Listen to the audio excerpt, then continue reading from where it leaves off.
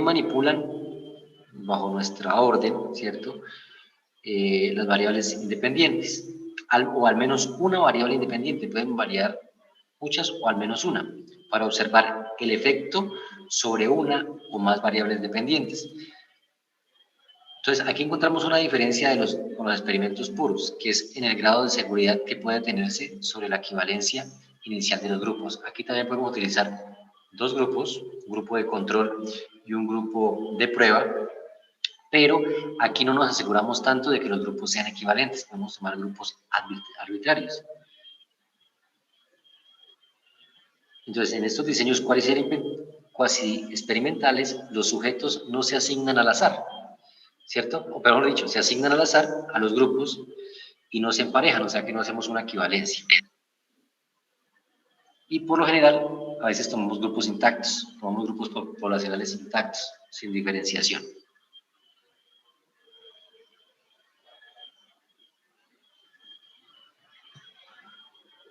Bueno, ¿hasta aquí alguna pregunta?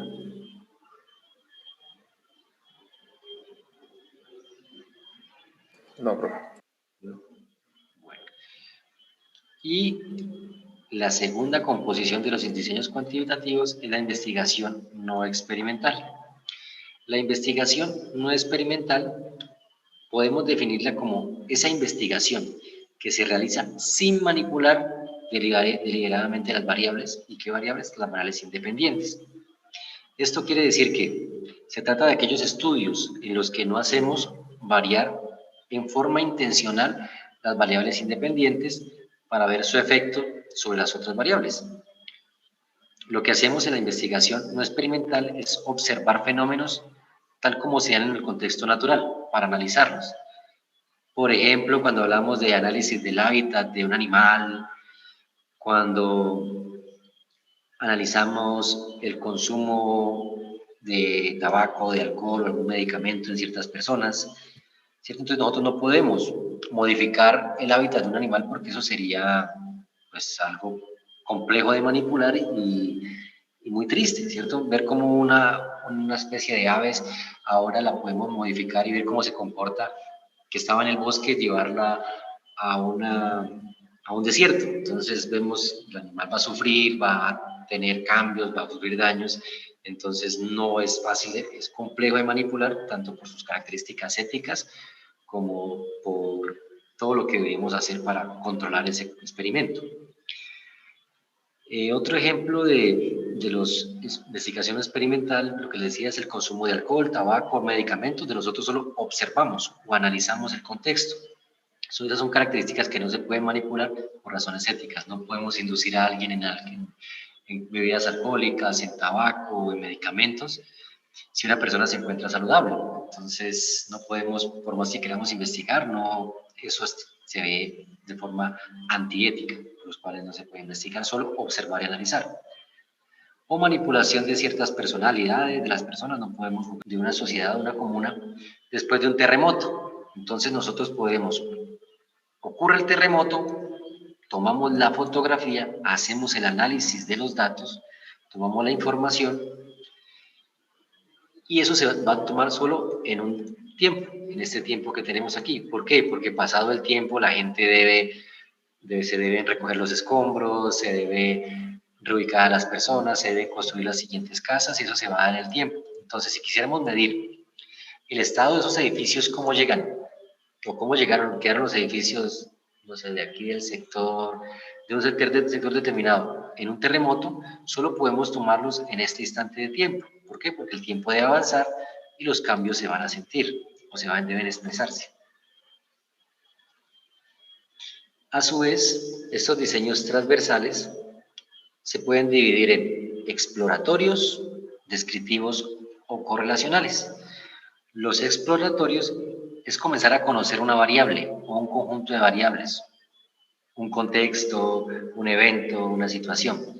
Entonces, por eso se llaman exploratorios, porque se trata de una exploración inicial, descubrir en un momento específico algo.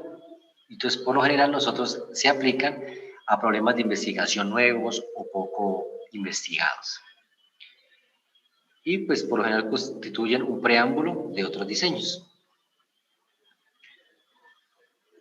Tenemos también los transversales descriptivos, que esos buscan indagar la incidencia de los niveles de una o más variables en una población. Entonces, en este procedimiento para estos diseños transaccionales descriptivos consiste en ubicar en una o diversas variables a un grupo de personas, objetos, situaciones, contextos y proporcionar su descripción. Entonces lo que buscamos es, esos estudios son puramente descriptivos, por eso llaman descriptivos, y cuando se establecen hipótesis, estas son también descriptivas.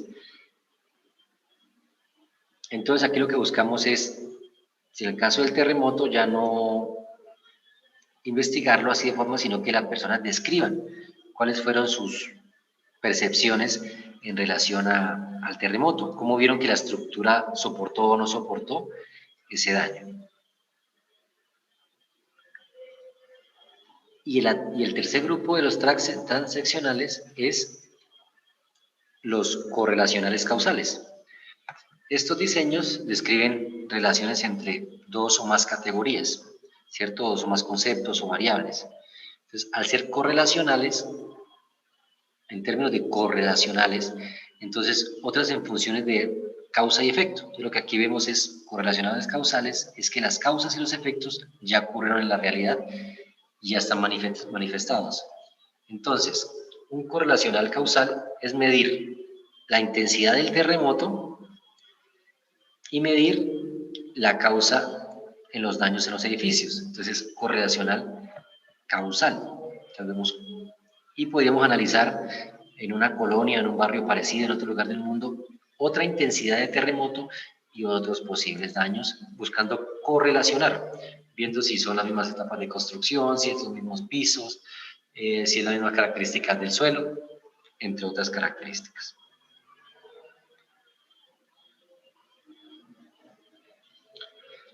Y tenemos el segundo grupo, los diseños longitudinales. Los diseños longitudinales ya se caracterizan porque el transversal es una foto, el longitudinal, voy a cambiar aquí de color para que lo podamos ver. El longitudinal, ya como él lo dice, es longitud, entonces ya tomamos información en un intervalo de tiempo, ya no en un instante, sino en un intervalo.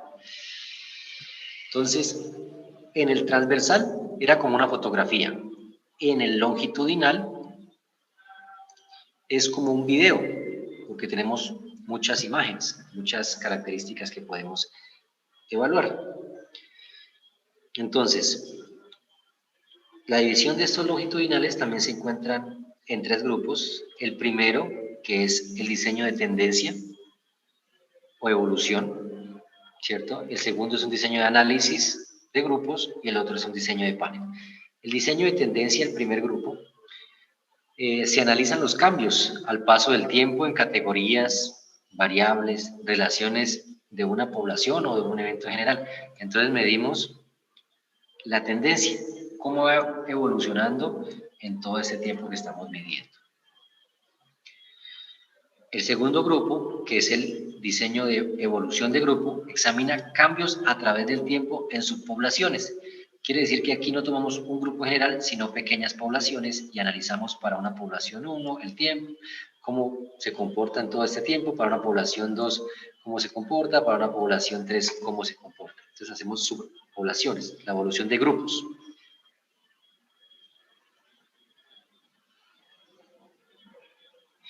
Y busca una relación de una característica en común entre los grupos, generalmente la edad, la época, la región, la geografía, la religión.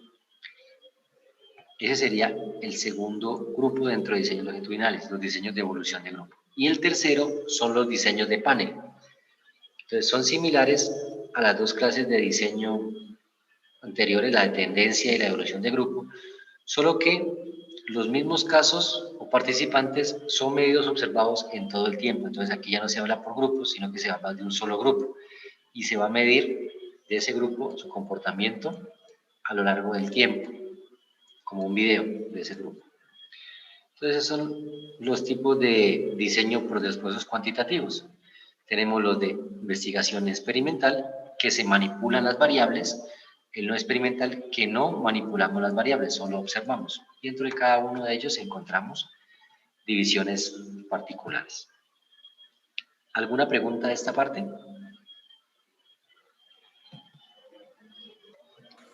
No, profe.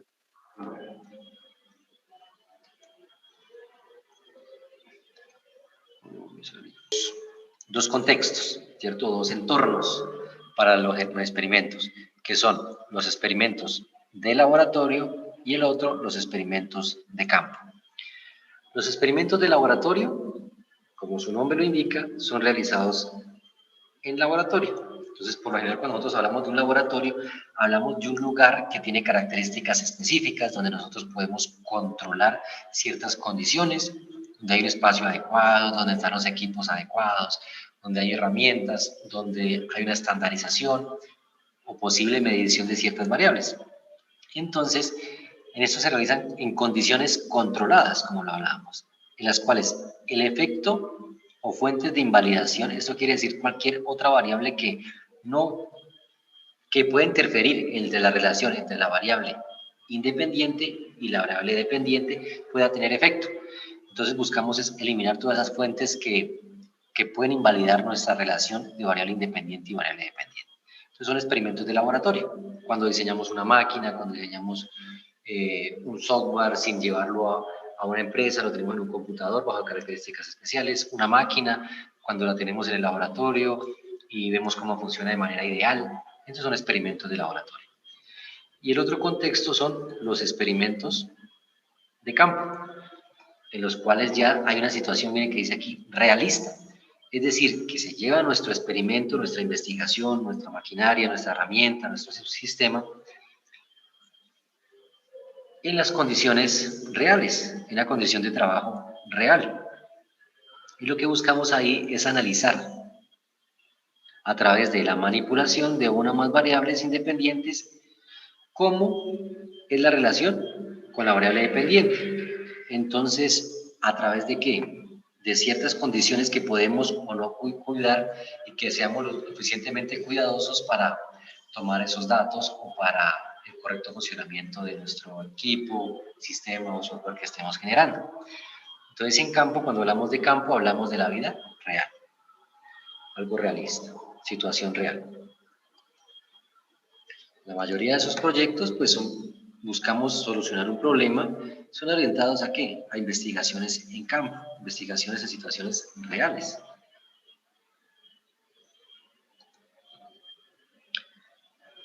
Y, bueno, aquí hay también otro contexto que se separa o no de los contextos anteriores, pero sí es bien importante dentro de la investigación, tanto la cuantitativa que veníamos hablando como la cualitativa y mixta.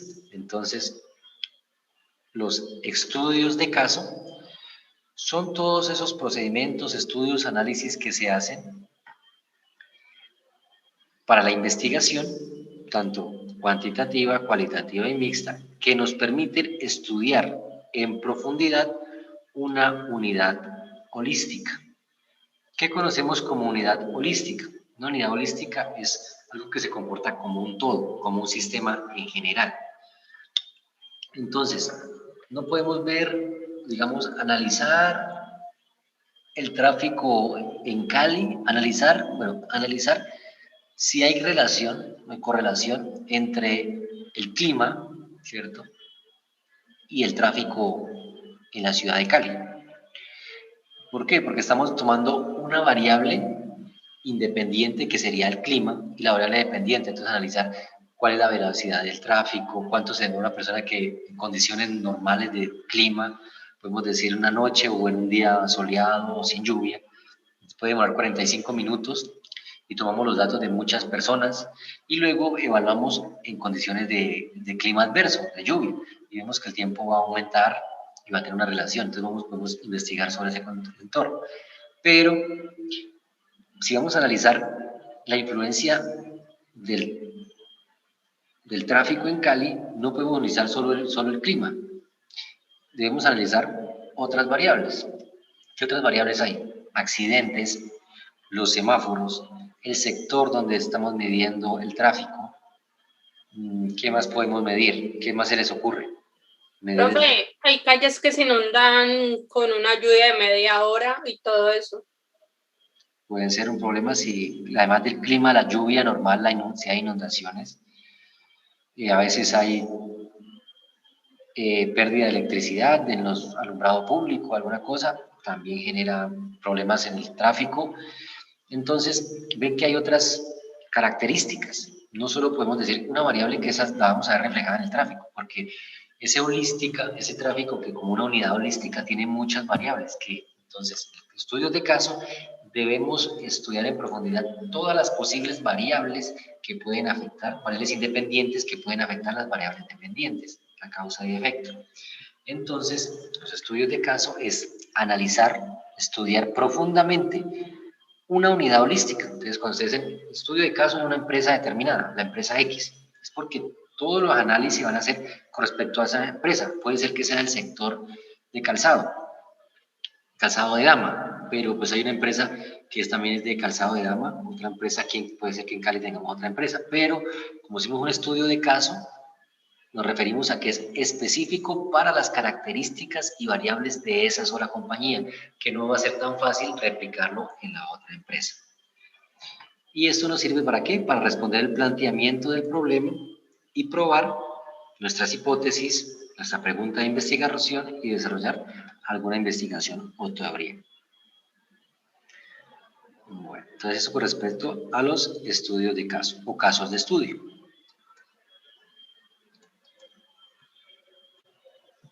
Bueno, ahora vamos a hablar de las técnicas de recolección cuantitativa. Tenemos técnicas de recolección cuantitativa y cualitativa en relación a lo que son algunos aspectos. Ya decimos que nuestro sistema ahora es confiable y a la vez es válido porque tenemos todas nuestras medidas en lo que es nuestro punto central, nuestra meta.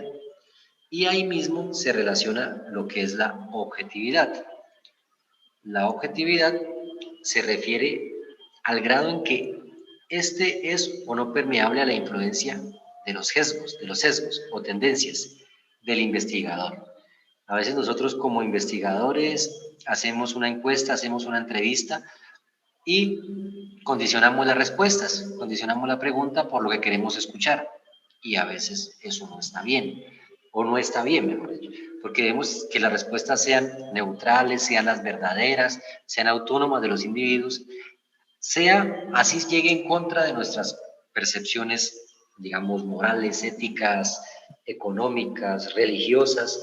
Si estamos haciendo una investigación, el instrumento debe ser totalmente independiente a la forma de pensar del investigador, por eso se habla de objetividad. Entonces, en sí los instrumentos deben cumplir esto: confiabilidad, validez y objetividad. Bueno, ¿alguna pregunta de esta parte? ¿Dudas? No, profe. No, profe.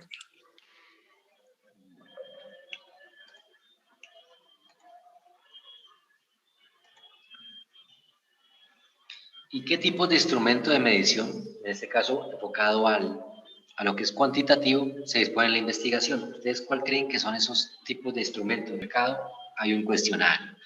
Les preguntan, cuando van a sacar una tarjeta de crédito, les hacen un cuestionario. Entonces, cuando ingresan ustedes aquí a una universidad, les hacen un cuestionario de prueba que nos sirve como encuesta. Entonces, nosotros vamos analizando toda esa información de los diferentes contextos. Entonces, nos sirve prácticamente para todo.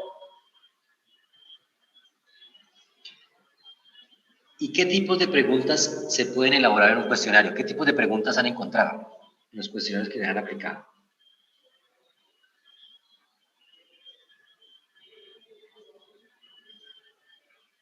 Tal vez preguntas abiertas, profe.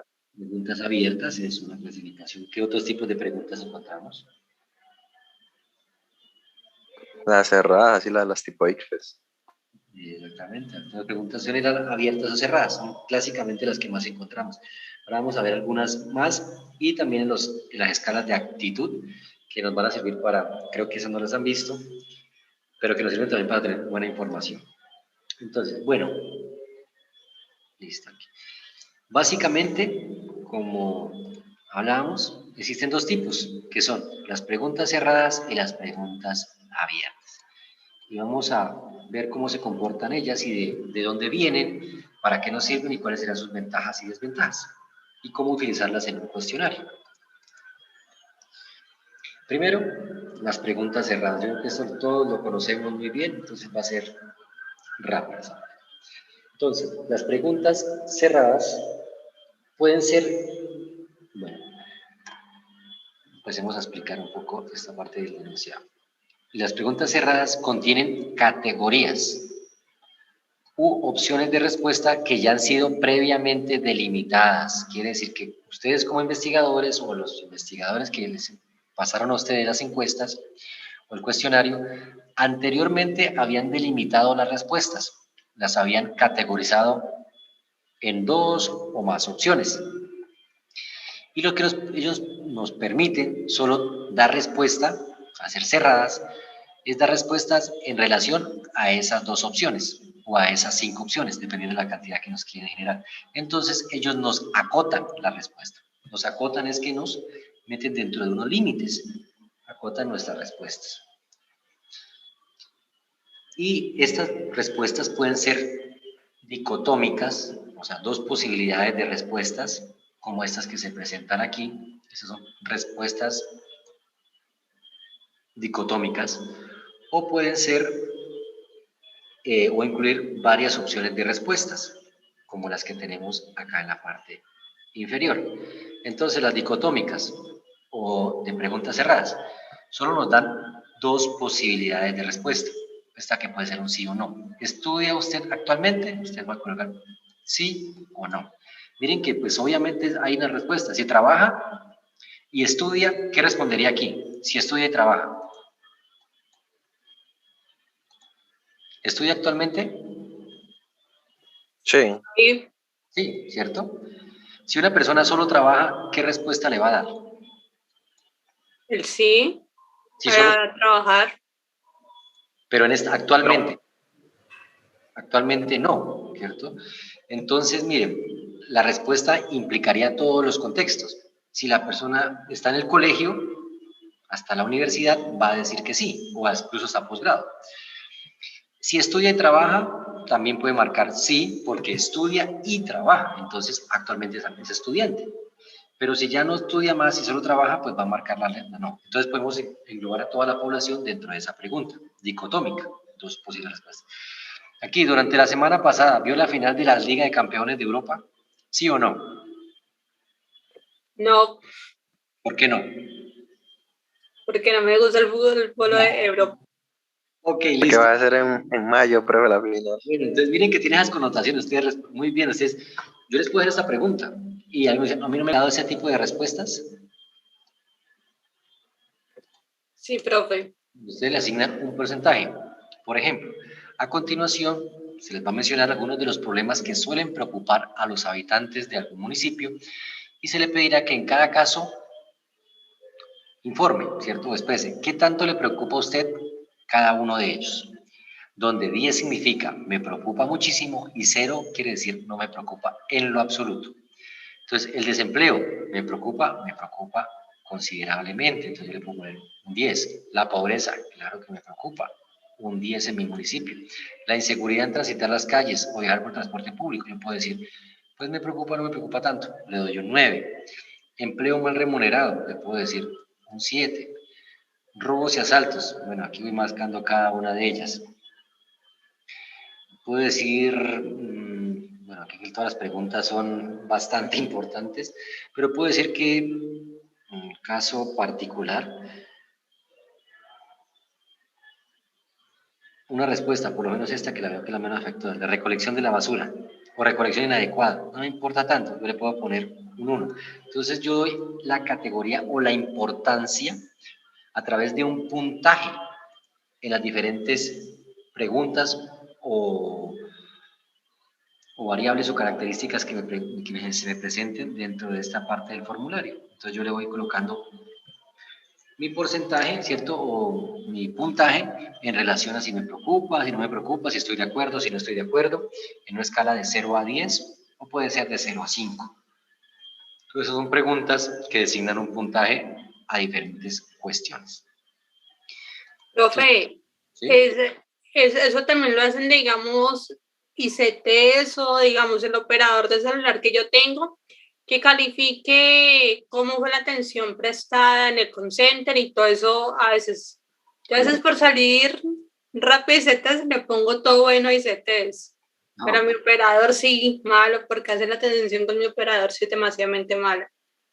Ok, entonces ahí hay un ejemplo, no lo había notado, sí es verdad, cuando uno llama a algún servicio, al banco, a los operadores móviles, de telefonía móvil, usted termina de hacerle, el call center le hace el análisis, le dice, necesito que me desbloquee la tarjeta, necesito un problema, o me ayude con esta transacción, uno llama y ellos le dicen, sí, haga estos siguientes pasos, sí, por favor quédese para una encuesta. En la encuesta le preguntan, ¿qué tan satisfecho quedó con el atendimiento de la persona? De 0 a 10, yo creo que es un 8. La respuesta que le dio el asesor cumplió o fue la correcta, solucionó su problema, les colocan de 0 a 10 si la solucionó o no la solucionó, depende del intervalo. Entonces, ese tipo de encuestas se presentan de esa forma. Muchas gracias, María, y es verdad. Miren que ahora se aplica aquí, a través de la asociación ordenada de valores de una misma cualidad o de una misma cantidad. ¿Qué tan enamorada está usted de su novio? Del 0 al 100. Entonces, miren que ya no va de 0 a 10 o de 0 a 5, sino del 0 al 100. No va a decir el 100% completamente enamorada, 50 podemos relacionarlo a que diga medianamente enamorada, o 0, nada enamorada. Y eso también sirve para poder clasificar en un rango más amplio, en esa escala, las respuestas de nuestros encuestados. Y también encontramos, ya que hablamos, aquí terminamos de expresar un poco lo que son las preguntas cerradas y ahora las preguntas abiertas. Entonces, como ustedes bien saben, ¿qué hace una pregunta abierta antes de pasar la diapositiva? ¿Cómo respondemos una pregunta abierta? ¿A través de qué?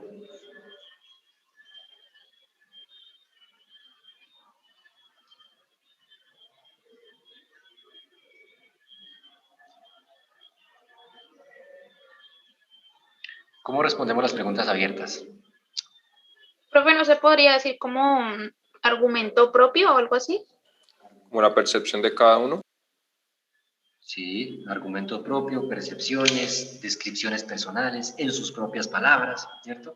Entonces ahí encontramos esas preguntas abiertas, ¿cierto? Argumentos propios, mi percepción personal, ¿cierto? A través de un discurso, a través de un ensayo, podemos definir o responder a esas preguntas abiertas, las cuales no nos delimitan, las preguntas cerradas nos delimitan, nos meten dentro de las dos o más respuestas que establezca el investigador. En este caso no. Estas no nos delimitan de antemano, ¿cierto? Entonces nos permiten, como encuestados, o permiten a los encuestados que queramos evaluar nosotros, que ellos se expresen de forma libre. Y ellos pueden dar respuestas a valores cuantitativos, incluso de forma escrita, de forma argumentativa. Entonces tenemos un espacio, podemos dar un espacio finito, un espacio infinito para desarrollarlo, o damos una simple connotación o anotación. Y las preguntas abiertas se presentan por lo general así. ¿Por qué asiste a psicoterapia? La persona va a decir, una persona que asiste a terapia, va a expresar, yo asisto a psicoterapia porque he notado ciertos cambios o ciertos comportamientos en mí que, bueno, da su percepción, su análisis. O la segunda, ¿qué opina de las medidas de apoyo a la población que adoptó el gobierno para disminuir el impacto del último terremoto ocurrido, digamos, el 10 de noviembre? La persona no le dice, ¿usted cree que el gobierno apoyó o las medidas que adoptó el gobierno son suficientes, sí o no? Pregunta cerrada. Entonces, sí, puede ser que nosotros no estemos midiendo o verificando un poco más allá. La persona puede decir, sí, pues fueron buenas, pero tampoco fueron las mejores. Luego se pudo haber mejorado en esto, que es lo que las preguntas abiertas permiten. Puede decir, fueron interesantes, pero pudo haber mejorado en estas y estas y estas medidas para incluso apoyar más a la población. Entonces, eso nos permite las preguntas abiertas, argumentativas y de explicación. Entonces, las preguntas abiertas es eso, no nos delimitan. Con respecto a lo que acabamos de hablar y todo lo que ustedes acaban de expresar en los ejemplos, ¿qué creen que conviene a ustedes, que les conviene usar? ¿Preguntas cerradas o preguntas abiertas? ¿Cuáles son las más convenientes? La cerrada, ¿no? De la investigación.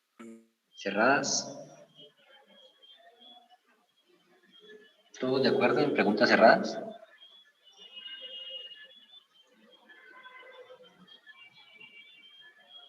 Y eso no dependería, profe, de qué tipo de investigación estamos adelantando, o qué instrumento de medición se está utilizando. Por lo general, nosotros, toda la investigación, ustedes lo ven como una cadena o un conjunto de engranajes, un tren de engranajes, donde cada cosa debe acoplar de la manera correcta para que todo funcione. Entonces, si ustedes vienen con un diseño experimental, con una investigación de un tipo, pues deben articular el tipo de preguntas. Por eso, el cuestionario hay que adaptarlo al tipo de investigación o al problema de investigación que estamos planteando. Entonces, ese cuestionario nos va a responder a esas necesidades. Entonces, nosotros vamos a diseñar con respecto a las necesidades en el entorno a la investigación que estamos planteando.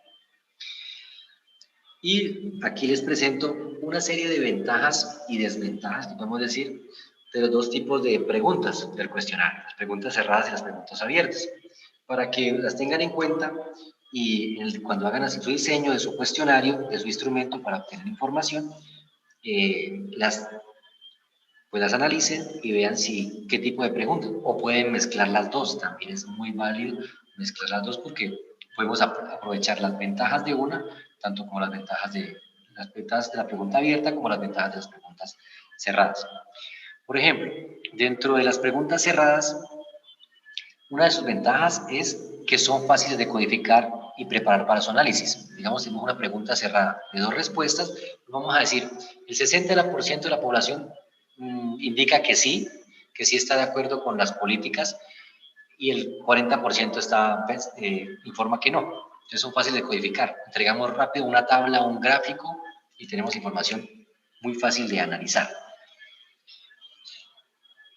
Pero las desventajas de las preguntas cerradas es que limita las respuestas. Entonces miren que nosotros preguntábamos que si está de acuerdo con las políticas, pero nos la limitó.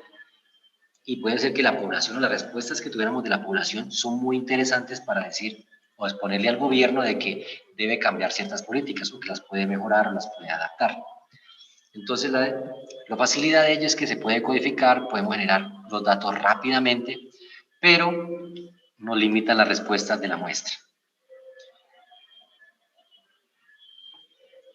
Y otra característica que podemos decir que no es como tanto como desventaja, sino un pequeño problemilla que presentan las preguntas cerradas es que debemos conocer muy bien el tema para poder anticipar las posibles alternativas de la respuesta. Entonces debemos ser muy bien conocedores de la temática para que las respuestas que planteemos sean las adecuadas y nos vayan a entregar, no adecuada por lo que queremos escuchar, sino adecuada por lo que necesitamos percibir de la población, de la muestra. Y en relación a las preguntas abiertas, proporcionan una información más amplia, ¿cierto? Algo de lo que no presenta las preguntas cerradas. Es una información amplia. Al través de ser un argumento, un escrito, da más información de la deseada. Y son muy útiles cuando no tenemos información sobre las posibles respuestas o no conocemos tanto el problema. Entonces miren que ahí hay otra ventaja, que no necesitamos ser expertos para aplicar preguntas abiertas y ellas nos pueden dar aún más información y poder capacitarnos y poder aprender mucho más del problema, del proyecto. Entonces es otra ventaja de las preguntas abiertas. Dan más información y nos permiten que al no ser expertos poder ir aprendiendo con el desarrollo del proyecto. Profe, ¿sí? Y en esas preguntas abiertas, digamos que para nosotros en el caso de sistemas, una vez hicimos un experimento con el profesor Ciro, y digamos que el profesor se quedó aterrado con la mayoría de muchachos que eran de la universidad, otros eran del SENA, que decían que fácilmente uno los puede robar a ellos, porque el grupo donde yo estaba, les hicimos creer a los muchachos que les íbamos a dar internet gratis, que le íbamos a hacer llegar toda la información al correo, nos dieron nombres completos, cédula, y yo decía, pero ¿qué les pasa a mis compañeros? Y eso de preguntas abiertas a veces es muy delicado en el caso de seguridad informática. Exactamente. Al poder aplicar a información más amplia, podemos tener información importante para nuestro proyecto y también debemos analizar esa información. Vemos a través de la ética, de la bioética en investigación o la ética, cómo es el manejo de datos. Cuando nosotros llamamos a un operador, nos dicen, bajo la ley tal, norma tal, que establece el manejo de datos. Porque nos van a hacer preguntas, nos hacen preguntas abiertas, nos preguntan, buenos días, ¿con quién tengo el gusto? Ustedes se especifican. Ah, bueno, sí, señor, por favor, me informa su cédula. Estamos informando, damos toda nuestra información. Entonces, esas preguntas abiertas podemos tener información importante para nuestro proyecto, como podemos tener otra información que puede ser útil para otros casos, puede ser para cosas buenas como para cosas malas. Tener en cuenta esa parte. Desventaja de las preguntas abiertas, que busca o guarda connotación con una de las ventajas de las preguntas cerradas, que es la facilidad de codificarlas o de preparar su análisis. Si hago 100 encuestas, a 100 personas hago una encuesta, y cada encuesta con 5 preguntas de respuesta abierta, tendría 500 respuestas abiertas sobre un tema específico. Entonces me demoraría mucho más en analizar y leer y entender qué es lo que la persona tiene ahí y yo poder abstraer lo más importante y empezar a procesarlo. Entonces es un poco más tedioso, más lento, pero digamos, equilibra con que nos da mucha información a veces importante. Entonces ahí vemos que ¿cuál conviene usar?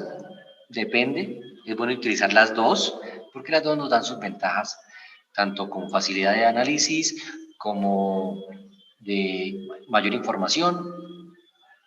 Y si somos conocedores, aplicamos cerradas. Si somos no conocedores tanto del tema, podemos aplicar preguntas abiertas que nos permitan obtener más información. Y estas informaciones pues, son muy importantes porque nos permiten mejora de productos, mejora de procesos, mejora de información, caracterizar a nuestro mercado, caracterizar las necesidades del cliente, ver posibles mejoras, nos da muchísima información. Entonces, esto es muy importante conocer la parte de los instrumentos y en especial aquí las encuestas. ¿Una pregunta de esta parte? Chicos, chicas.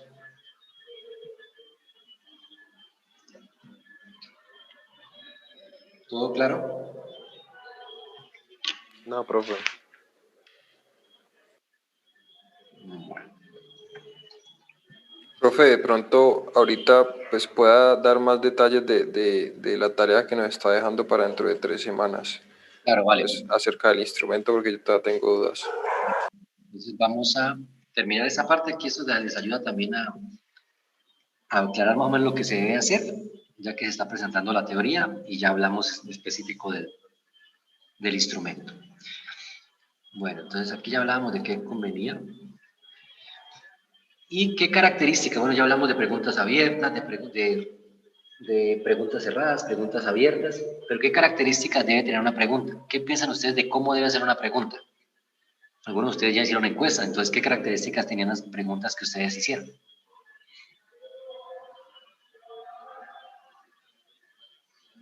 Primero, pues debe ser puntual, ¿no? Muy específica. Vale, correcto. ¿Qué más podemos decir de las preguntas?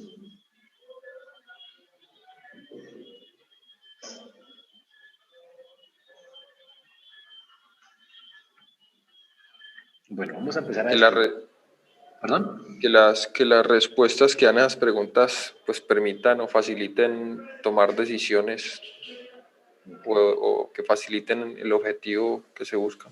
Relevantes, podrías decir, más o menos. Sí. Okay, perfecto. Entonces, que sean puntuales, que sean relevantes. Muy bien, entonces vamos a definir. La primera, las preguntas tienen que ser claras, precisas y comprensibles para los sujetos encuestados. Esto es, que al leerla la persona ya sepa de qué le están preguntando, el punto objetivo, ¿cierto? Que sea conciso donde vamos a preguntar y que sea comprensible. Eso se va ahora a relacionar con otro tipo de característica que tenga, que es decir, que la persona al leerla con una primera vista diga, ya sé qué me están preguntando y ya puedo empezar a responder. Claras, precisas y comprensibles. La segunda, que sean lo más breves posibles, tampoco tan breves como tener información general, como tampoco tan extensas que se tornen tediosas, que demoremos demasiado tiempo en leerlas y entenderlas. A veces cuando colocamos exceso de palabras o muchas muy largas, se vuelve redundante la pregunta y la persona se puede confundir y esa confusión puede llevarla a dar respuestas erradas, ¿cierto? Entonces, por eso, o respuestas a cosas que no deseamos medir, que no estamos midiendo. Entonces, por eso necesitamos que sean lo más breves posibles, ¿cierto? Para que no resulten demasiado largas de leer, entender y responder. Deben formularse en un vocabulario simple, directo y familiar para los participantes. Entonces, esto va connotado. Si vamos a un público objetivo, podemos hablar en terminología específica. Si tenemos a nivel de empresa, tenemos a 10 empresarios, les podemos hablar de ERPs, MRPs, de indicadores de desempeño, productividad, pero si le estamos hablando, estamos a nivel de un operario y si le hablamos de técnicas para la toma de decisiones, para la mejora de procesos, para la optimización de procesos, investigación de operaciones, él va a decir, no sé de qué me están hablando, ese no es mi vocabulario. Yo sé que con respecto a la capacidad de la máquina, si yo lo organizo de esta forma, yo puedo producir más piezas y eso está asociado con productividad, con optimización de las operaciones. Entonces hay que hablarles, ¿usted cree que disminuyendo los tiempos de preparación de la máquina va a tener más piezas procesadas? Él puede decir, claro, si yo hago esta modificación o si yo hago esto, mejoro la productividad, mejoro la cantidad de piezas. Entonces, la otra persona la va a analizar con respecto a esas respuestas y ya lo va a asociar nosotros como investigadores y con mayor capacidad de problemática que estamos midiendo, relacionarlo con optimización de operaciones, mejora de procesos. Cuando vamos a medir calidad, cuando vamos a hacer interfaces humano-computadores, entonces nosotros le preguntamos al usuario, no es qué piensa de las cookies, qué piensa, no, le explicamos, le parece que está bien, está muy lenta la página, entonces pues, utilizamos cookies para mejorar la navegación. Entonces, ese tipo de vocabulario no necesariamente llevárselo al encuestado, sino que nosotros podemos llevar un vocabulario que para él sea familiar y nosotros de ahí podemos extraer la información relevante o referente a nuestro proyecto. Vamos y le preguntamos a una persona, no sé, del área rural o digamos, de los que hablan de la vacunación, ¿qué opina de la vacuna, no sé, yo no sé qué nombre largo que tiene, en relación al SARS-CoV-2? Una persona rural puede decir, no entiendo a qué me están hablando, no sé ni qué es SARS-CoV-2, ni qué es la HN, el nombre de la vacuna. Pero si le decimos, ¿qué opina de la vacuna ya está el nombre, tenemos la vacuna china o la vacuna de Pfizer, ya lo llevamos a un lenguaje más familiar para el COVID-19 o para el COVID. Ya no asociamos el COVID-19, sino contra el COVID. Ya la persona ya es un vocabulario más familiar y ya puede responder a esa pregunta. Las preguntas no deben incomodar de ninguna forma a las personas que están siendo encuestadas, ni ser percibidas o que la persona las sienta como amenazantes o que le genere un juicio o que le genere una amenaza, ¿cierto? O incomodarlas. Por ejemplo, si le preguntamos, vamos a las afueras de una iglesia y queremos hacer una encuesta sobre la opinión de las personas del aborto, a personas que están, digamos, en un rango de edad entre 60 y 80 años, y hacemos la encuesta cercana a una iglesia, cuando las personas salen de una iglesia, pues obviamente se van a sentir constraídas, se van a sentir amenazadas y van a sentirse incómodas por responder ese tipo de preguntas, aunque pues por connotación general, ¿cierto? Podemos hacerles las preguntas de otra forma, de otro modo, en otro lugar, que no incomode a las personas, que no las generen a ellas amenazantes. Entonces hay que tener cuidado también con las preguntas y la forma de preguntar. Las preguntas deben referirse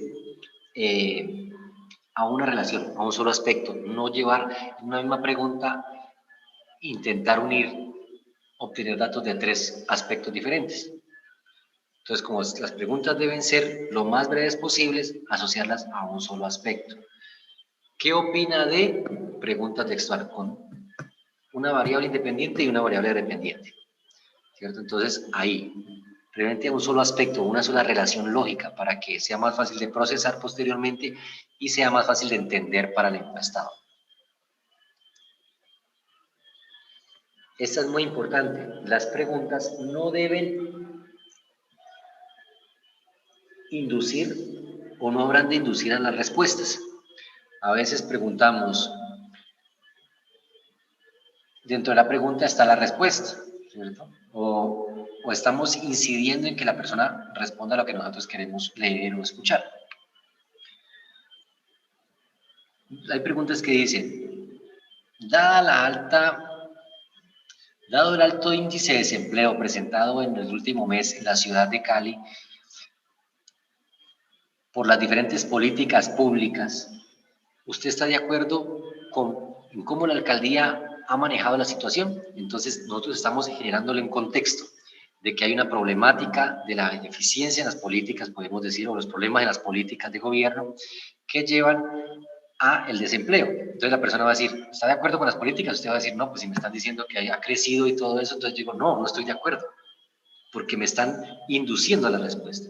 Pero si yo preguntara, ¿está de acuerdo con las políticas de la alcaldía en torno a la rehabilitación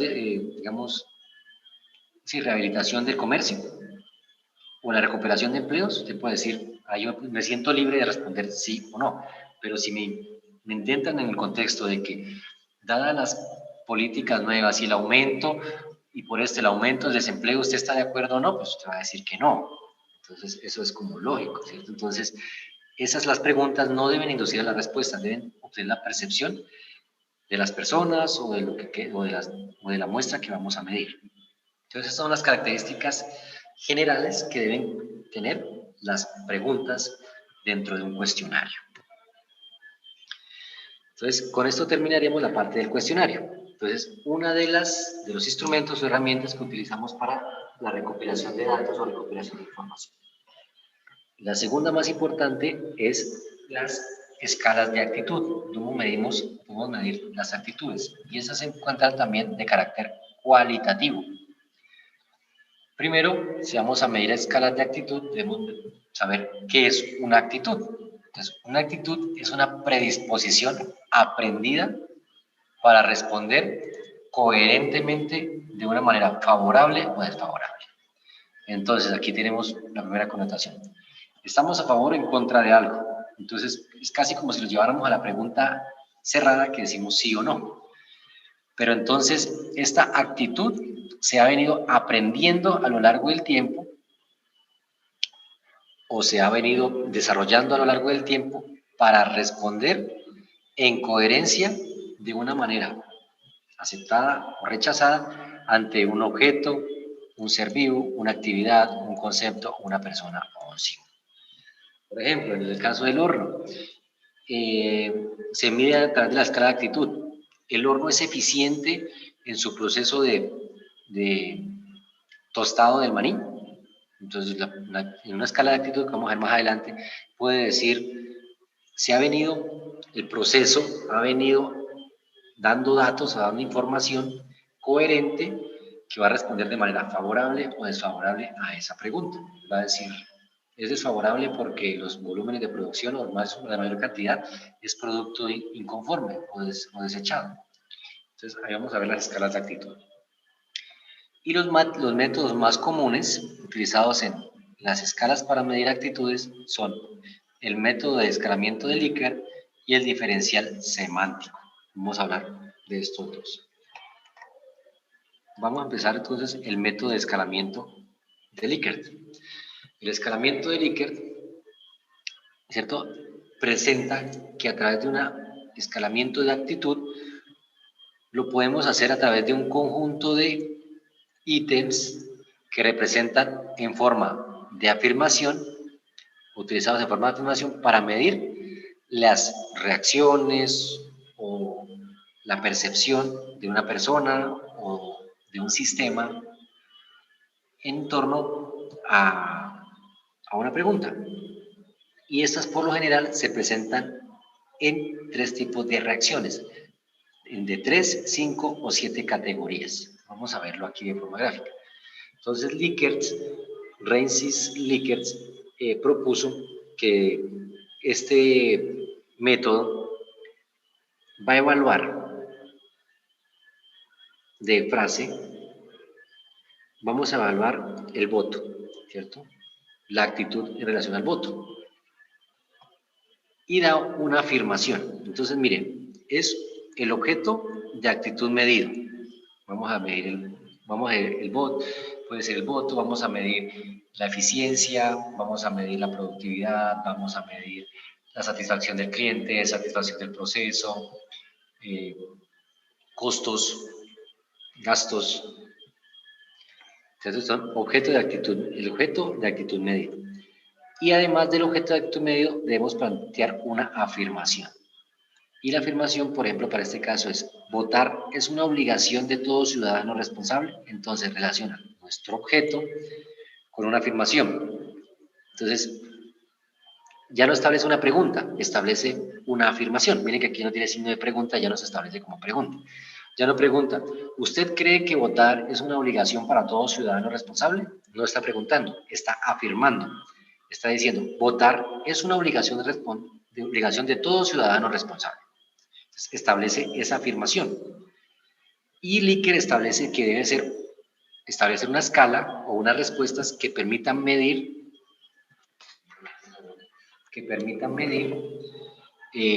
la reacción de la persona encuestada en relación a esta afirmación.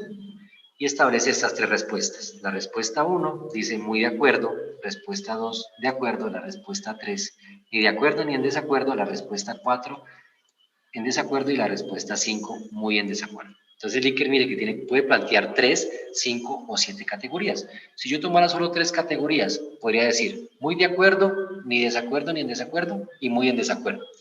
La restringo a esas 3. Puedo tener 5, como la que vemos aquí. Muy de acuerdo, la segunda de acuerdo, la tercera ni de acuerdo ni en desacuerdo, la cuarta en desacuerdo y la quinta muy en desacuerdo. Y una séptima, y con 7 categorías es ampliar aún más las posibles respuestas. Entonces puede ser muy de acuerdo, parcialmente en desacuerdo, una cuarta que podríamos meter aquí, quinta puede ser ni de acuerdo ni en desacuerdo, sería la quinta. La sexta podría decir parcialmente en desacuerdo, ¿cierto? Aquí luego pasaría en desacuerdo y muy en desacuerdo. Entonces ya damos esas opciones de respuesta en retorno a esta afirmación. Y ahora les pregunto a ustedes, a alguno de ustedes que me quiera responder, para hacer el escalamiento de Likert, ¿qué piensan de esta afirmación? Y van a responder con alguna de estas opciones. ¿Votar es una obligación de todo ciudadano responsable? Sí, profe. Obligación no. Muy de acuerdo. Muy de acuerdo. Entonces no pueden decir sí, no, sino que van a responder en torno a estas preguntas. Entonces, muy de acuerdo, me dijo alguien. Alguien que... De acuerdo. La otra persona me dice que está de acuerdo. Alguien puede decir, puedo ser responsable y no necesariamente tengo que votar. En desacuerdo. O alguien que diga extremadamente, ya al extremo que diga, no, estoy totalmente en desacuerdo en que todas las personas no deben votar. Muy en desacuerdo.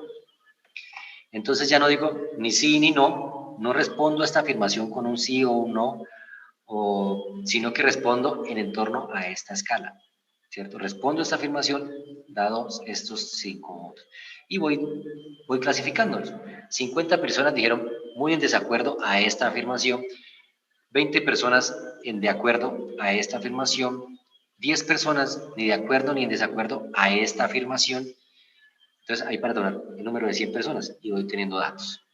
Esa es la escala o el escalamiento de Likert, donde asociamos un objeto de actitud establecemos una afirmación y pedimos a los sujetos que respondan a esa afirmación dadas 3, 5 o 7 opciones, pero para responder esta obligación. ¿Listo? ¿Alguna pregunta? ¿Les quedó clara esta parte?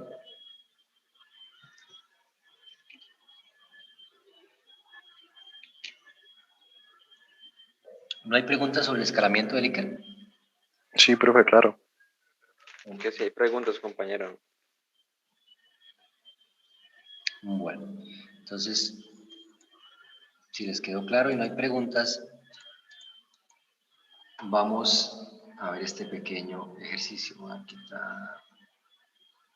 vamos a subir esto más acá. Correrlo aquí para poder ver. Entonces vamos a hacer este pequeño como ejercicio. Las afirmaciones que voy a leer son opiniones con las que algunas personas están de acuerdo y otras en desacuerdo. Entonces voy a pedirles, o una persona se le va a pedir, que me diga, por favor, qué tan de acuerdo está usted con cada una de estas opiniones o de estas afirmaciones. Entonces la primera, el personal de la Dirección General de Impuestos Nacionales es grosero al atender al público. Entonces miren que ellos establecen la afirmación. Ellos no están preguntando, ¿el personal de la Dirección General de Impuestos Nacionales es grosero al atender al público? No hay símbolo de pregunta. No, ellos están presentando una afirmación y yo debo responder a esa afirmación. ¿Listo? Entonces me dan las opciones de cinco categorías a esa afirmación. Entonces yo puedo decir, ¿el personal de Dirección General de Impuestos es grosero al atender al público? Sí, me ha ido mal. Entonces yo estoy muy de acuerdo en que el personal de Dirección de Impuestos Nacionales es grosero al atender al público. Entonces marco la 1, ¿cierto? Muy de acuerdo. A la segunda opinión o a la segunda afirmación, miren que tampoco es pregunta, es la Dirección General de Impuestos Nacionales se caracteriza por la deshonestidad de sus funcionarios. No estoy preguntando, está afirmando. Entonces yo puedo decir, en ese caso, no sé, de acuerdo. Entonces yo estoy de acuerdo de que la Dirección General de Impuestos Nacionales se caracteriza por la deshonestidad de sus funcionarios. Por la, bueno, puedo decir que por la corrupción, bueno, etc. La tercera, los servicios que presta la Dirección General de Impuestos Nacionales habitualmente son muy buenos. Entonces, si yo tengo relación con decir que me ha ido mal el proceso, yo diría muy de acuerdo, ni de acuerdo ni en desacuerdo o muy en desacuerdo. Entonces, si me ha ido mal, entonces yo estaría diciendo que no son muy buenos. Entonces yo puedo marcar que estoy muy de desacuerdo porque no son muy buenos. Entonces, refuto esta afirmación. La niego. La Dirección General de Impuestos Nacionales informa claramente sobre cómo, dónde y cuándo pagar los impuestos. A veces, para mí esa información, puedo decir que no es clara, o a veces aparece en los noticieros o aparece en los periódicos. Entonces yo puedo responder que informa claramente, no, pues ni tan claramente, algunos otros, digamos, medios me dan esa información. Entonces yo puedo decir que ni de acuerdo ni en desacuerdo. Ellos dan información, pero no de manera clara, tan clara como debería ser.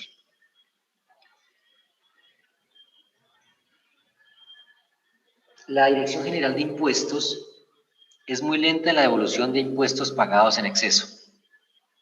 Entonces digo, sí, es muy lenta, no me han devuelto los impuestos. Yo marco muy de acuerdo. La sexta, la Dirección General de Impuestos Nacionales informa oportunamente sobre cómo, dónde y cuándo pagar los impuestos. La sexta. Creo que estas están iguales, ¿no? Forma clara, oportunamente. Aquí es claramente y aquí es oportunamente. Aquí es de forma clara, de forma sencilla. Aquí es de forma oportuna, en relación al tiempo. Entonces yo puedo decir, en relación a esto, pues no informa oportunamente. Prefieren que uno pague intereses y otras cosas. Digamos, estoy siendo un poco crítico, ¿no? Un poco drástico en la respuesta. Y séptimo, la Dirección General de Impuestos Nacionales tiene normas y procedimientos bien definidos para pagar los impuestos. Tiene las normas y procedimientos bien definidos. Yo puedo decir, no, yo la verdad no entiendo cómo pagar. Entonces yo marco que estoy en desacuerdo o muy en desacuerdo, dependiendo. Y la última es, la Dirección General de Impuestos Nacionales tiene malas relaciones con la gente porque cobra impuestos muy altos. Digo, sí, los impuestos son muy altos, marco muy de acuerdo con esta afirmación. Entonces yo ya tengo seleccionadas mis respuestas. ¿Listo? ¿Y ustedes qué creen que puedo hacer con esta información? ¿Qué se imaginan que puedo hacer?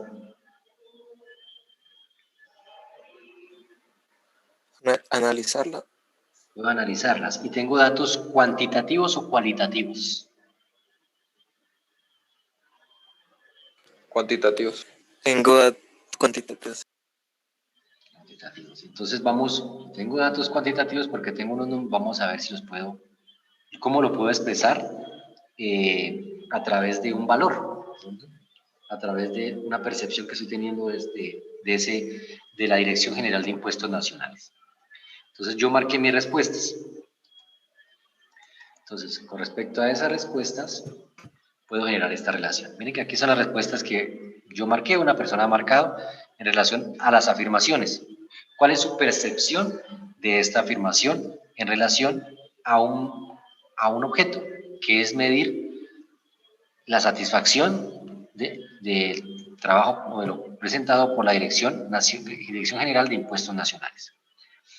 Entonces yo tengo unos valores. Miren que la primera pregunta yo le puse muy de acuerdo, tiene un valor de 1, y todos los muy de acuerdo están en 1. O tienen un valor de 5 cuando la respuesta es positiva. Entonces miren que se generó una escala de 1 a 5. Entonces yo lo que hago es de cada pregunta tomo la respuesta. Para la primera fue un valor de 1. Para esta primera seleccionamos la marca 1. La segunda marcamos de acuerdo, que tiene el número 2. Para la tercera pregunta marcamos muy en desacuerdo, que le damos, y el investigador le había puesto la opción 1. Para la pregunta 5, muy de acuerdo, que tiene un valor de 1. Para la 6, valor de 1. Para la 7, se puso en desacuerdo, que era un valor de 2. Y para la 8, muy de acuerdo, que se le puso un valor de 1. Entonces aquí tengo los valores para las 8 respuestas. Y lo que hago es sumarlas. 1 más 2 más 1 más 3 más 1 más 1 más 2 más 1, tengo 12. La suma de la clasificación de las respuestas. Y establezco la escala de Likert, ¿cierto? La escala de Siebel, que es, ¿cuánto es el puntaje mínimo que pueden tener estas preguntas? ¿Cuál es el puntaje mínimo? 0. ¿0 seguros? Miren de qué número estoy evaluando, ¿de 1 a cuánto? De 1 a 5. 1 a 5. Entonces, el puntaje mínimo que tiene cada pregunta es 1. ¿Cuánto sería el mínimo de las 8 preguntas? 8. 8, ¿cierto? Porque puedo marcar 1 aquí, 1, 1, 1, 1, 1, 1. Entonces el mínimo que yo puedo alcanzar es 8, ¿cierto? Si hubiera 1 en cada una, y son 8 preguntas, 8 por 1, 8. ¿Y el puntaje máximo? ¿Cuánto es el valor máximo por pregunta? 40. 5. Sería 5 por 8, 40. 8, 40. Entonces miren que aquí marco la escala. Son 8 preguntas, mínimo 1, máximo 5, entonces mínimo 8, máximo 40. Y establece dónde nos encontramos.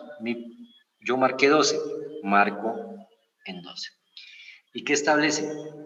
Que incluso se presentó unos intervalos. De 8 a 40 hay 32, ¿cierto? Entonces la mitad de 32 es 16, 16 más 8, 24. La mitad es 24. Y estableció 5 intervalos, de 8 a 16, de 16 a 24, de 24 a 32, de 32 a 40. ¿Para qué? Para medir las actitudes. Si está entre 8 y 16, es una actitud muy desfavorable, porque tiene valores bajos en la favorabilidad.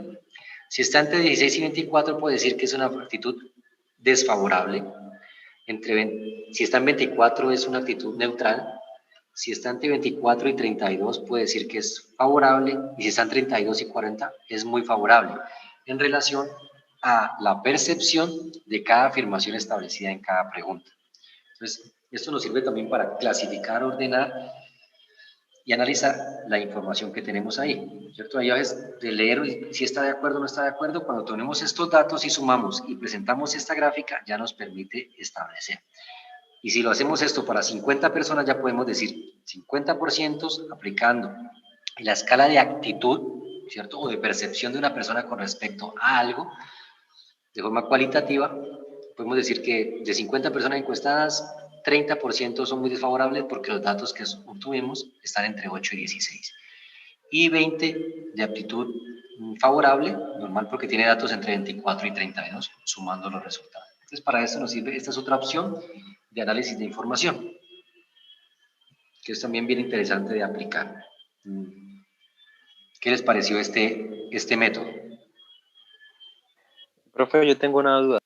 Sí, cuéntame. ¿Por qué en algunas preguntas se cambia el valor de la calificación? En unas 5 es muy en desacuerdo y en otras 1. Ah, ok, listo, perfecto. Entonces, la cambia con respecto a la connotación de la pregunta. Listo, entonces, mire, el personal de la Dirección General de Impuestos Nacionales es grosero al atender. Entonces, puede establecer muy de acuerdo, ni de acuerdo, en desacuerdo y muy en desacuerdo.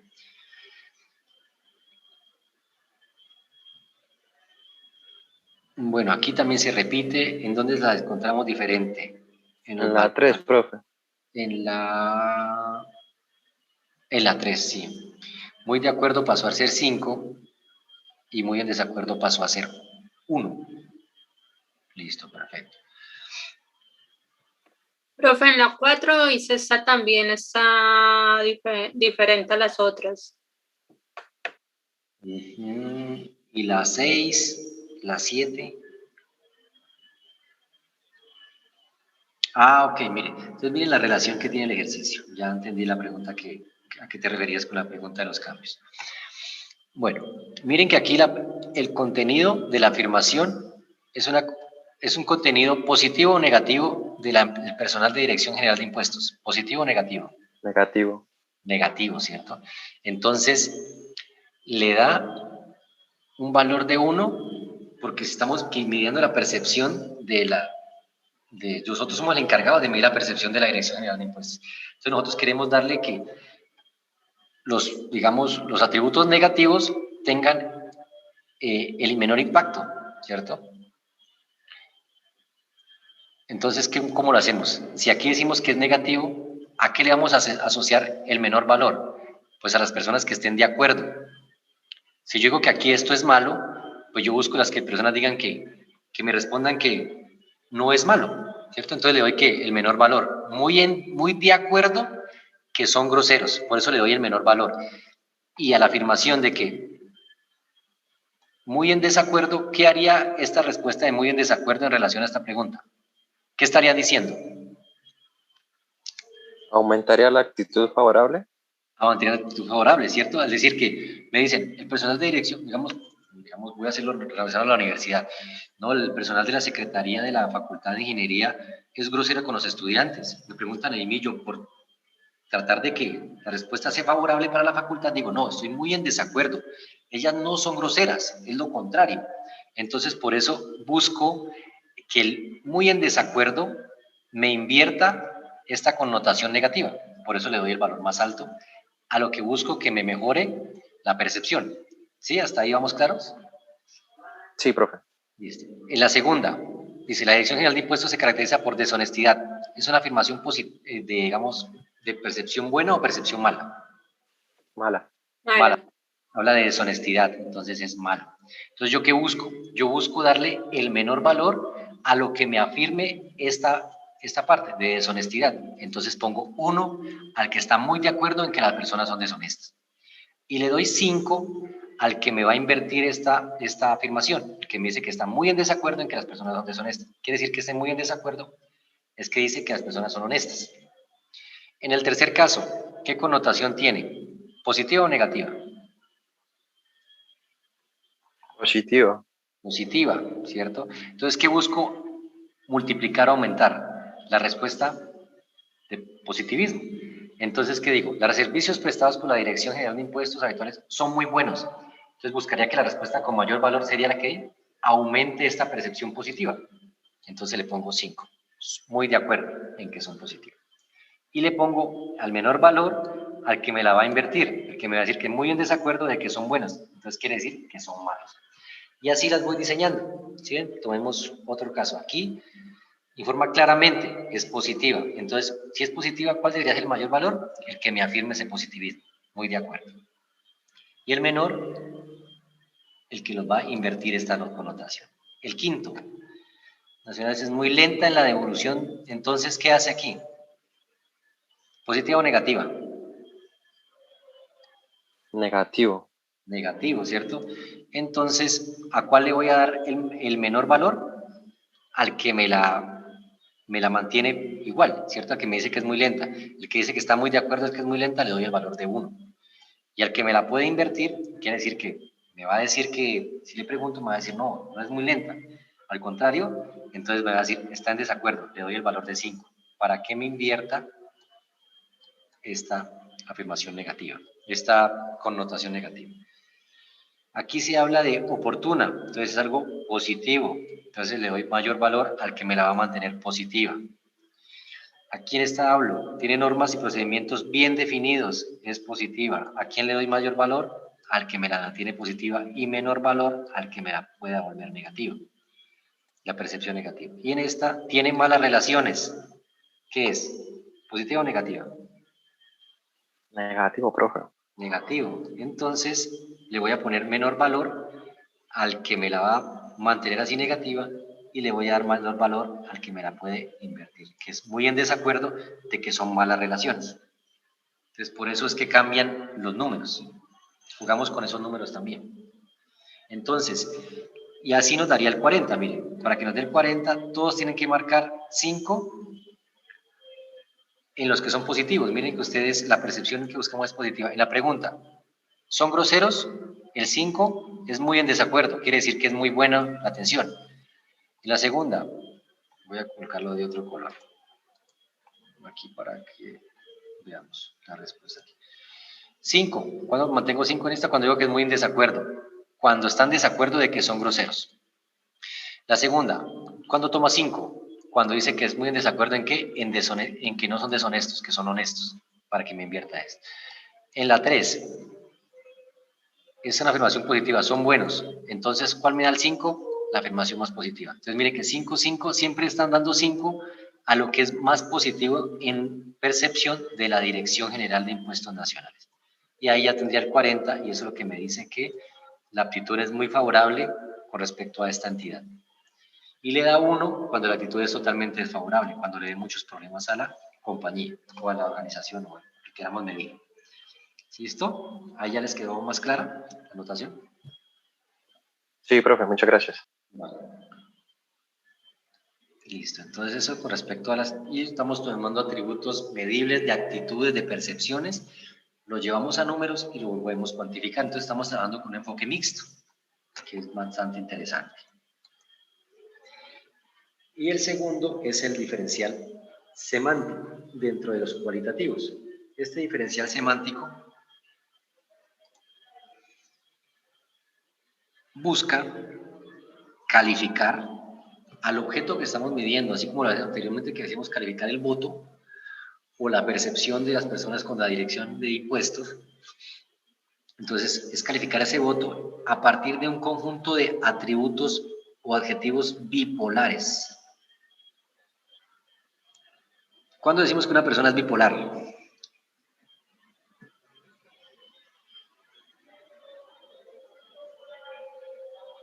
Cuando tiene como dos actitudes, profe.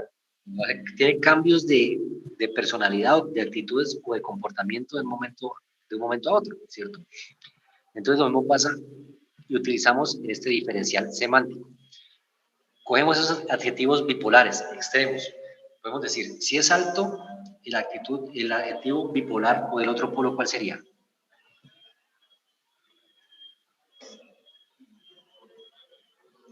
Podemos decir cuando hablamos del antónimo, ¿cierto? De lo contrario, cuando hablamos de polo. Si es alto, ¿cuál sería el adjetivo bipolar?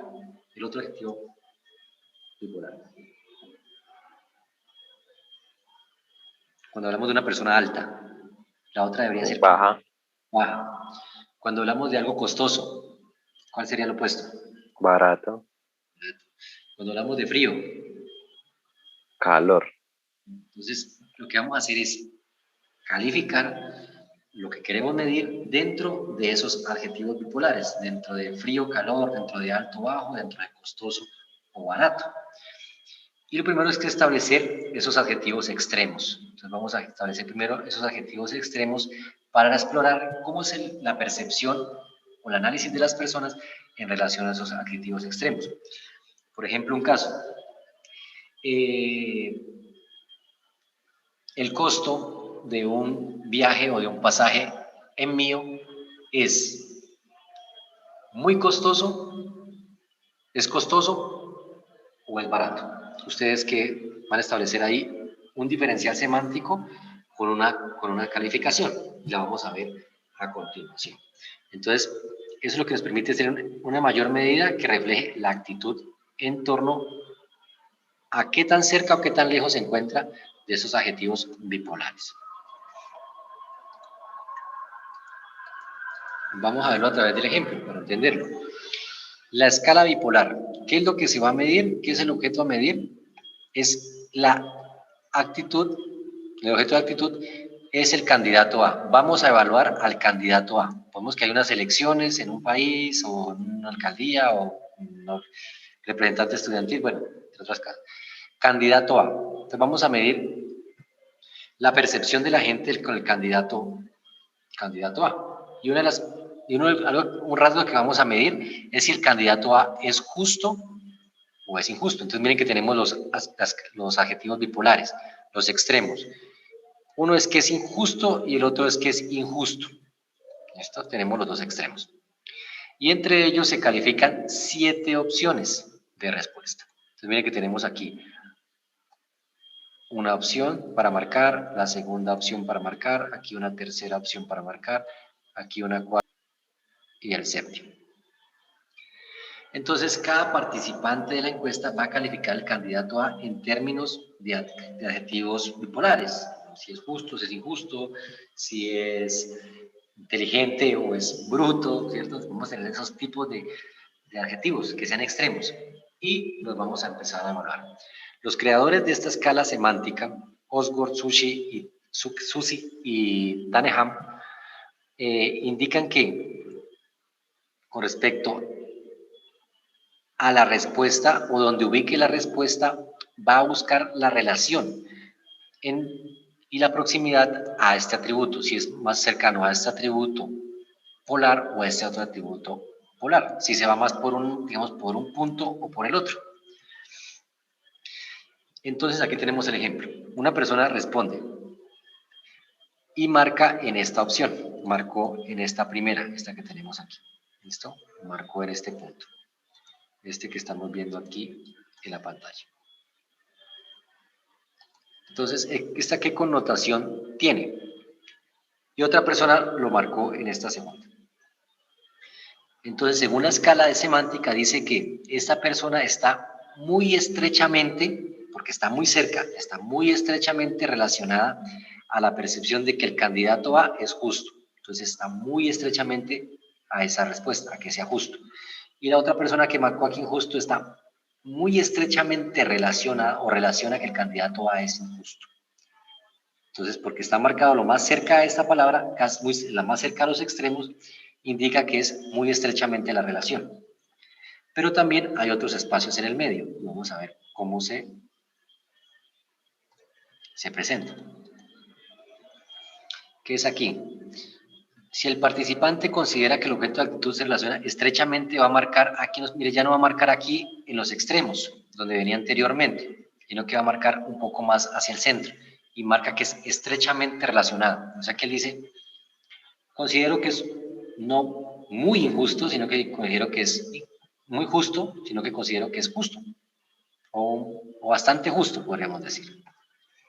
Y acá podemos decir que es bastante injusto, no muy injusto.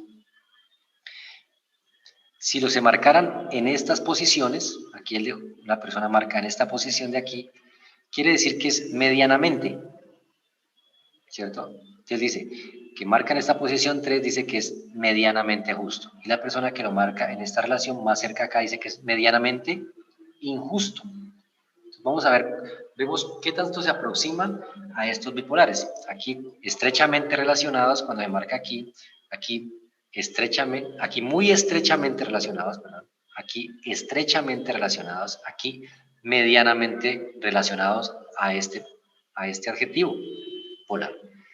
Con respecto a este, cuando nos encontramos en estas dos casillas son muy estrechamente relacionados. Cuando nos encontramos en estas casillas son estrechamente relacionados, como forma aquí. Y cuando marca aquí es medianamente relacionados. Y la última opción que se da es la del medio.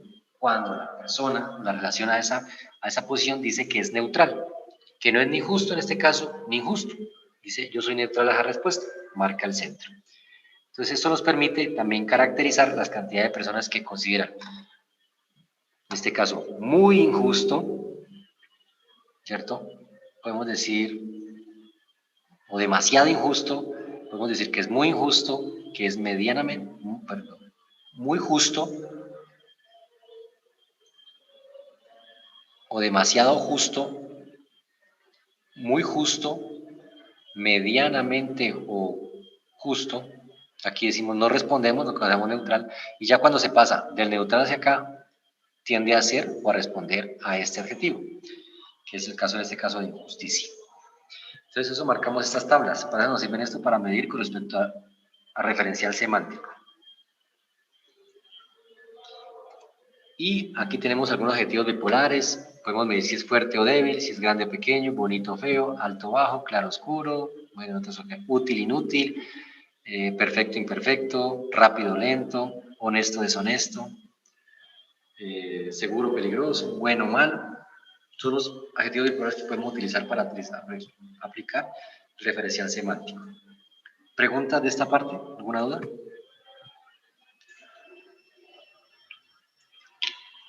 No, profe. Bueno. Entonces eso es con respecto a los instrumentos y métodos que pueden utilizarse para hacer las herramientas técnicas o métodos que pueden utilizarse para instrumentos de recopilación de información y toma de información útil para nuestro proyecto, caracterizar la población y tener datos importantes para el problema que estamos trabajando. Bueno, eso con respecto a la teoría que quería presentarles el día de hoy, y lo cual abre el camino para la realización de la tarea, ¿cierto? O el trabajo que tendrían que entregar o que tendrían que traer el 5 de abril.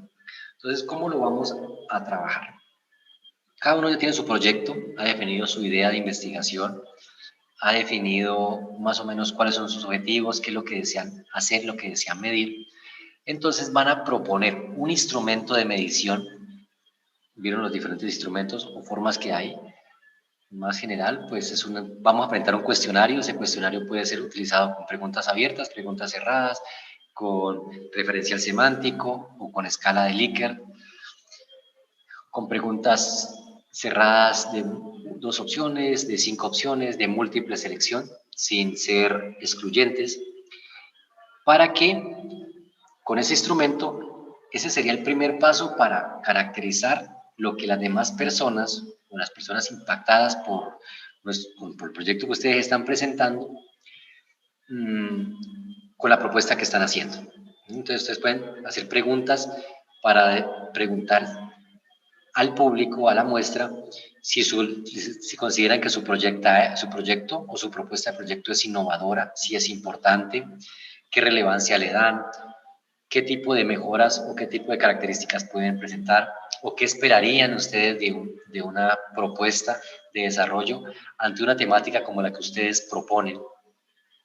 Entonces, las diferentes preguntas que a ustedes les puedan ocurrir y que consideren las más relevantes, que si pueden meterles costos, pueden considerar funcionalidad, importancia, preguntas políticas, de actualidad, pueden generar un instrumento. Entonces, ese instrumento lo van a desarrollar, lo van a traer la clase del 5 de abril, lo vamos a analizar y vamos a partir del estudio de sus compañeros aquí de trabajo, para que ustedes digamos, practiquen y analicen cómo se debe presentar el instrumento. Entonces, ¿cómo lo van a presentar? Ustedes van a hacer, bueno, no van a hacer una exposición, sino que van a presentar brevemente la idea de su proyecto, la connotación general, y van a presentar y van a pedirle el favor a sus demás compañeros, cada grupo le va a pedir el favor a sus demás compañeros que llenen su instrumento de medición.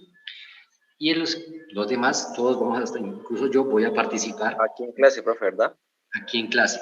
Nos traemos el cuestionario listo y lo que hacemos es como hacer las preguntas a ustedes y ustedes entre todos van a contestar. Entonces, cada grupo nos va a presentar su instrumento y todos vamos a participar como un grupo de estudio de las ideas de los demás grupos. Como yo estoy en el grupo 1, pues yo voy a presentar mi formulario o mi instrumento del grupo 1 con mis preguntas, lo sustento, lo pregunto, lo pongo de qué se trata, cuál es la idea y le doy y pasamos ese formulario a todas las demás personas. ¿Listo? Y entonces los demás me van a calificar. Yo luego voy a tomar esa información y voy a intentar analizarla. ¿Listo? Vamos, esa es una parte. Y entonces yo en un punto yo soy el encuestador y para los otros 7 grupos yo soy encuestado y le voy a ayudar a que mis demás compañeros generen esa información. ¿Vale? Y ustedes van a tener datos que van a aprender a analizar, que van a aprender a describir y esos datos van a ver que la vamos a llevar o a trasladar a lo que se viene más adelante en este curso, que es el diseño industrial y el diseño de manufactura y el manejo de toma de decisiones, que permite, digamos, además de la propuesta, de que es muy importante, de que he leído en la teoría y que es algo novedoso, no necesariamente sea de impacto a las personas. Entonces, he leído mi referencial teórico, que es lo que ustedes han hecho, han buscado, han indagado, han presentado su proyecto. Ahora lo van a llevar a una escala real y van a ver cómo las personas, a través de ese instrumento, qué piensan de su proyecto. Y eso va a permitir que ustedes tengan información teórica e información real y eso les permita mejorar sus propuestas o hacer ciertas adecuaciones necesarias. ¿Listo? ¿Esa parte queda clara? Profe, ¿hay un máximo de preguntas o un mínimo? Vamos a establecer, bueno, no he pensado en un mínimo, tampoco en un máximo, pero sí considero que por lo menos no deben bajar de unas 7, 8 preguntas para que tengan bastante información. Entonces, por encima de 8, encima de 8, 10 preguntas. Tampoco tan extensas como van a ser 40, 50 preguntas. No. Pongamos un rango, ya que es un análisis, es un proyecto educativo.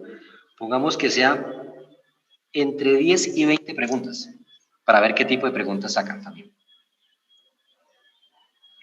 ¿Ok?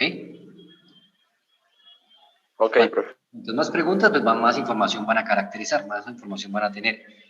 ¿Listo? Entonces, para que los tengan. Y análisis, lo que les dije aquí, voy a hacerles llegar a esas diapositivas donde están las características de la pregunta para que las tengan muy en cuenta y también de los métodos. ¿Listo? Y vamos a hacer eso. Entonces, eso nos va a servir para que ustedes caractericen una población, en este caso, aprovechar nuestro salón de clase. Y aprovechar que es un grupo, aunque es heterogéneo, a la vez es homogéneo, porque dan diferentes ingenierías, pero es homogéneo porque todos somos ingenieros y todos tenemos un pensamiento normal, estamos en un curso de desarrollo de proyectos, porque si ya se lo aplicamos y ya luego pueden proponerlo, pueden mejorarlo y proponerlo en las empresas, en los municipios o en los sectores donde están trabajando. Entonces aquí lo vamos a refinar para que posteriormente lo lleven a las empresas, al mundo real, para que ya quede bien y tengan en el avance de este proyecto y el próximo semestre ya tengan un instrumento válido, un instrumento importante para medición. ¿Listo? ¿Alguna pregunta de esta parte? No, profe. ¿No? Ok. Bueno, ¿qué horas tenemos? Tenemos 8:52.